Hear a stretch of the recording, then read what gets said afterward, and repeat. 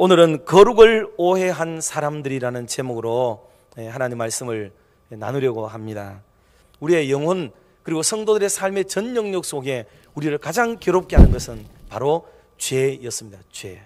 이 죄는 신구약 성경을 통틀어서 우리 인간을 가장 힘들게 만들고 어렵게 만드는 그것이 바로 죄의 문제입니다. 때문에 수많은 종교들이 이 죄의 문제를 해결해 보려고 나름 노력을 기울여 본 흔적들이 역사 속에는 굉장히 많습니다. 죄의 문제에 대한 그릇되게 오해하고 있는 부분들, 또 거룩에 대한 오해를 하고 있는 그런 부분들에 대해서 역사적인 속에서, 기독교 역사 속에서 그릇된 여러 유형들을 좀 살펴보고, 또 다음 주일에는 그러면 성경적으로 말하는 거룩에 이르는 진짜 방법은 무엇인가 하는 부분에 이르도록 2시간에 걸쳐서 말씀을 좀 나누도록 하겠습니다. 사람이 거룩하게 되는 것을 신비한 체험을 통해서 이루어진다, 이렇게 바라본 시각이 많았습니다. 신비한 체험. 교회에 다니는 분들은 다 그런 생각을 가져보잖아요. 이 죄 많은 이 세상과는 상관이 없이 내 온 몸과 마음이 거룩하게 저 하늘의 신령하고 신비스러운 것들을 만나고 또 접촉하고 그렇게 함으로써 얼마나 그 아름다운 삶, 경이로운 삶, 황홀한 그 경지를 우리가 느껴보게 된다면 그것이야말로 거룩에 이르는 것이 아닌가 하는 거죠. 이단을 섬기고 사신신앙 섬기고 뭐 이렇게 우상을 섬기던 그런 신앙으로 살아왔는데 어느 날 기독교인이 되었다고 해서 한 번에 거룩한 삶을 살아간다는 것은 현실적으로 부족함이 너무나도 컸다는 거죠. 그래서 교회는 이 부분 때문에 굉장한 충돌이 일어나게 되고 또 어려움과 갈등을 계속 빚게 되는 그런 부분들이 있어 왔습니다. 그러다 보니까 그 역형성적 작용, 쉽게 말하면 거기에 반작용을 통해서 진짜 거룩의 삶을 살아야 되는데 이렇게 이방인처럼 저급하고 저속하고 수준 떨어지고 이런 삶을 어떻게 우리가 기독교인들이 살아갈 것인가. 그럴 수 없다. 그러니 이 땅과는 상관이 없는 아주 지고한 자리에 도달하고 거룩한 선을 이루고 그 영광된 자리에 우리가 돌입될 수 있는 그 거룩을 진짜 추구하면서 살아야겠다, 이 생각을 그들이 갖는 거예요.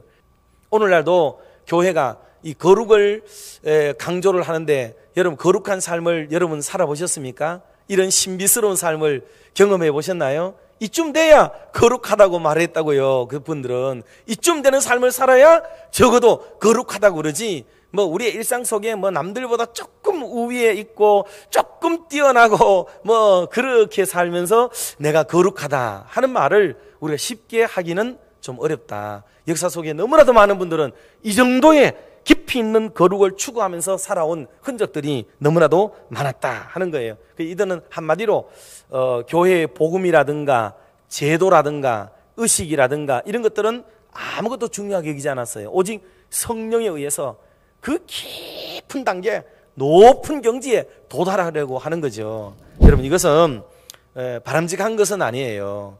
그래서 이들은 세상의 모든 것들은 다 뭐예요?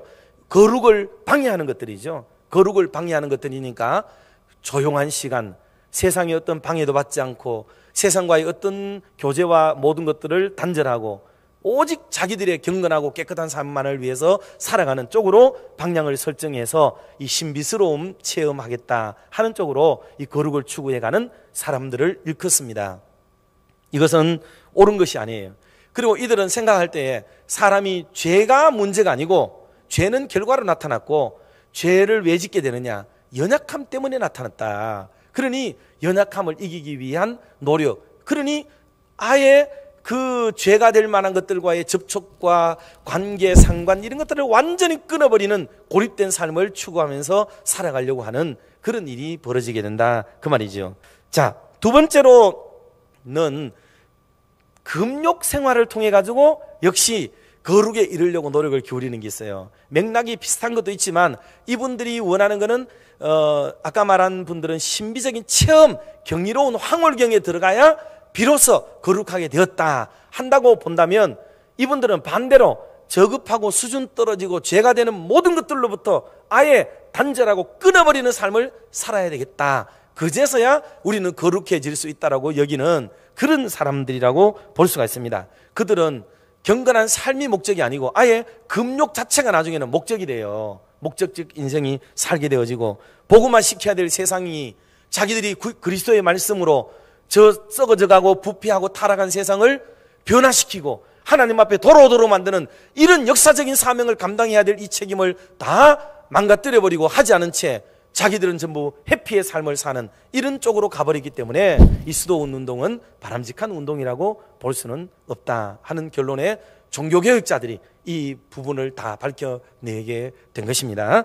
그리고 제도, 이것을 통해서 경건에 이루고자 노력한 흔적들이 또 역사 속에 많이 나타나요. 의식, 제도. 쉽게 말하면 무슨 말이냐면 이거는 주로 천주교회가 여기에 많이 빠져 있었습니다. 성령의 역사, 하나님의 역사, 은혜의 세계, 거룩의 세계는 너무나도 경이롭고 놀라운 세계인데 이 세계를 우리가 직접적으로 경험하는 것은 불가능하다. 천주교는 그렇게 여겼어요. 그런데 그 경이로움의 역사를 유효하도록 만드는 일이 뭐냐 하면 성례전이에요. 거룩한 예식, 제도예요. 그러니 예를 들어서 세례를 준다든지 또는 무슨 임종 때 이렇게 종부 제사를 또 임종에 뭐 한다든지 또 임직에 뭐를 한다든지 결혼에 뭐를 한다든지 이런 의식을 통해 가지고 타락하고 오염된 사람들을 깨끗하게 만들어주는 이런 일들은 인간이 정한, 하나님이 정한 인간에게 베풀어진 제도, 의식을 통해서 거룩하게 된다고 믿은 거예요.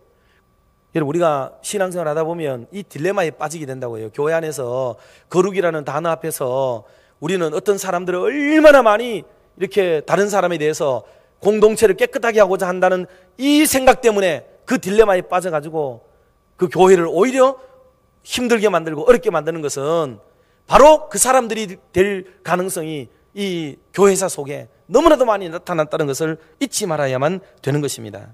그래서 종교개혁 시대에 가면은 제세례파, 카다리파 이런 교파가 있어요. 이런 분들은 뭐라고까지 얘기하느냐 하면 어린아이들은 교회의 일원이 될 수 없다. 왜?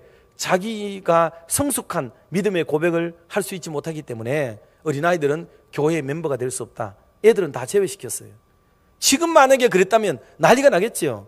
지금 누가 그렇게 생각합니까? 어린이는 어린이 교인이잖아요. 우리 교회 어린이들의 교인, 학생은 학생 교인인데 이걸 우리가 다 그런 식으로 차단하고 성숙된 사람들만 멤버다라고만 말하게 되면 여러분 얼마나 어려운 문제가 생기겠어요? 자, 이게 잘못된 거룩에 도달하는 일이 되는 것입니다. 그래서 자기를 천사처럼 여기고 나는 거룩하고 세속과 상관이 없는 사람이라고 여기고 다른 사람을 함부로 정죄하고 이렇게 오명을 씌우고 손가락질하고 격리시키려고 하고 하는 이런 모든 것들이 거룩을 오해한 사람들의 모습인데 이미 역사 속에 다 나타났다가 이게 잘못되었다는 것이 이미 증거가 되었고 신학적으로 성경적으로 이들의 오류가 얼마나 많이 지적되었는지를 지금은 말씀을 요약해서 이렇게 드리는 것입니다. 그러므로 오늘도 우리가 한 해 동안 거룩을 추구해가는 이런 마당에 우리가 이런 오해를 하지 않도록 노력을 기울이시고 이제 다음 주일에 주실 말씀을 기대하면서 그러면 우리는 어떻게 거룩한 삶을 진짜 살아갈 수 있는가 하는 부분들에 좀 귀를 기울이셔서 우리 교회가 금년 한 해